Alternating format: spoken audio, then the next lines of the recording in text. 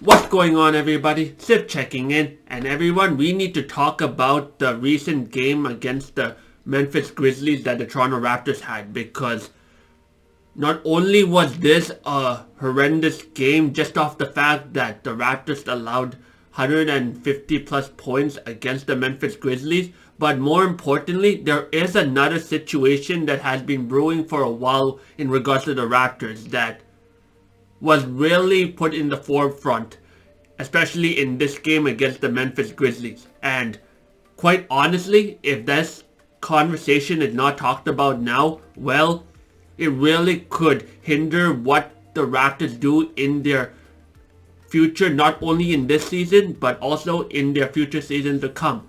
And what is that situation I'm talking about? Well, you need to continue watching this video as we'll be breaking out that situation as well as all the different ways we can improve from them, as well as break down this game against the Memphis Grizzlies as well. So without further ado, let's get started. Now, you're probably wondering what is that situation that I'm talking about in my intro. And honestly, everyone, it comes down to one specific player on the Raptors, which is Scottie Barnes, which is the person we're mainly going to be talking in this video. Because, let's be honest with each other, Scottie Barnes has not been performing up to his optimal self, especially after he came back from that ankle injury. And granted, he had a great performance against Memphis in our recent game. But in having a great performance against Memphis, right, he still had some major flaws, especially on that defensive end, that really goes back down to his injuries. I'm talking things like being a step slow when covering his man, being hesitant to block shots, being more passive, and just giving up on a defensive closeout.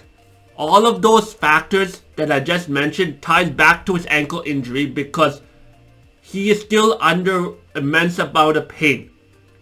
And on top of that, because Jakob Poeltl is out with his groin injury, now he's feeling even more pressure because not only is he the franchise player, and number two, he's worried that because of the losses, it'll go to his shoulders, as it should, because he is a franchise player and things of that nature, so he has to hold the responsibility. However, with that being said though, to start off this discussion, or rather lead into the next part of this discussion, I gotta ask this one question.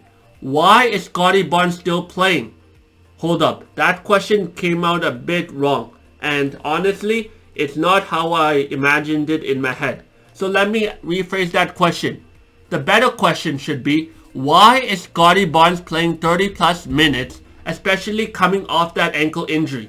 Because just off personal experience and things of that nature, when a basketball player gets an ankle injury, that just makes their value drop damn near 0.5%.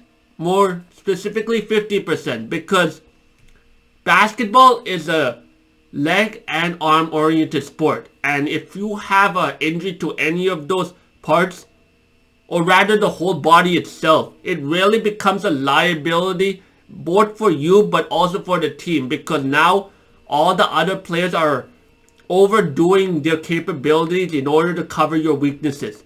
And that is something that, while the Raptors don't mind doing this season, especially since we're not really going for wins and it's all about character development, what it does instead is it just puts some more wear and tear on the whole Raptors squad. And as we go into the later parts of this season, there's going to be more cases of injuries and the injury bug is just going to pile on, which, newsflash, is something that we're trying to prevent, not trying to increase more.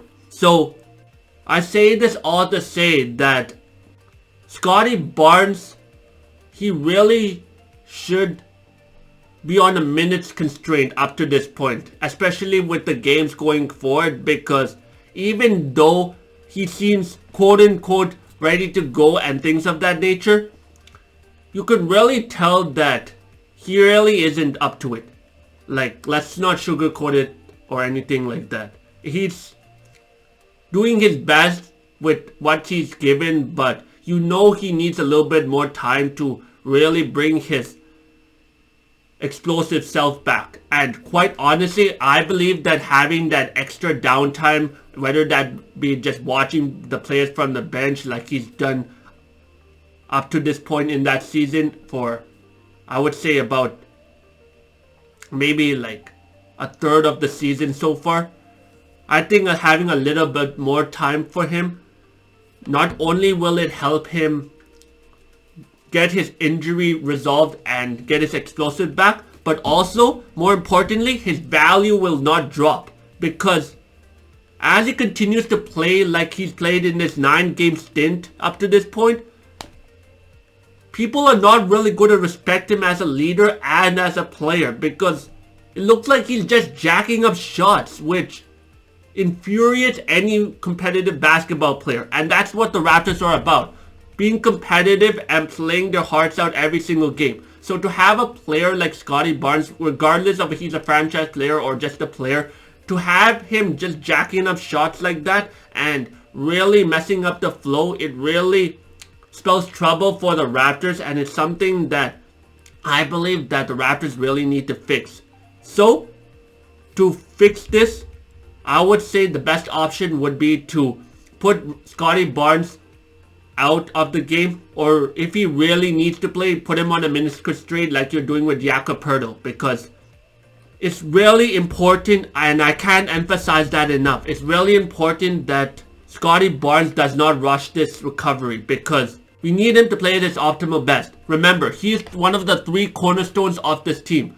Number 1 is Scottie Barnes, number 2 is RJ Barrett, and number 3 is Immanuel Quickley. All 3 of these players, at least 2 of these players so far, being Scottie Barnes and Immanuel Quickley, they've already been paid a big lump sum amount of money in this past offseason. So as such, we expect as fans for them to produce at their optimal level. And we cannot tolerate any hindrances whatsoever.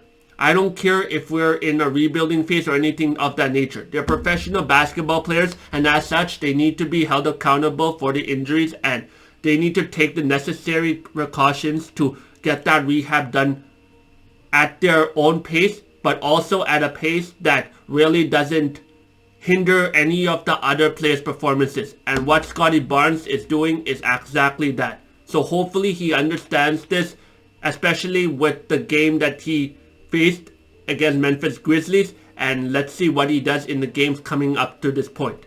Now, with that being said though, shout out to the Memphis Grizzlies for their level of play in this game, because even though they weren't having the perfect of nights, especially from the defensive end, they really got into the Raptors psyche, especially in that 4th quarter, and that really helped them propel to really close this game on the Raptors. Led the way by players like Zach Edey, Jared Jackson Jr., Ja Morant, and basically the whole Memphis squad, honestly, because once they got into the Raptors psyche, especially in that 3rd quarter onwards, it really was an uphill battle for the Raptors, to be honest, and there really wasn't anything the Raptors could do to really stop them. Especially from a height perspective as well, because without Jakob Poeltl's help, they were very at a disadvantage from a size perspective, and it really cost them the game, because Zach Edey was beasting and feasting on the whole Raptor squad in that 4th quarter, and he was able to pad his stats with no problem at all, and everyone else just fed off his energy. So shout out to the Memphis Grizzlies for the way they performed in this game, and man, based on how they're playing, oh boy, they're definitely a team that's going to make some noise in the coming seasons, if not this season, closer to playoff time. So we need to see how the Memphis Grizzlies do on their end as well, and see how far they go, especially into the later stages of the season. Now, while we're talking about Scottie Barnes, there is another situation that needs to be addressed in this video against the Memphis Grizzlies, and honestly, it relates to our center.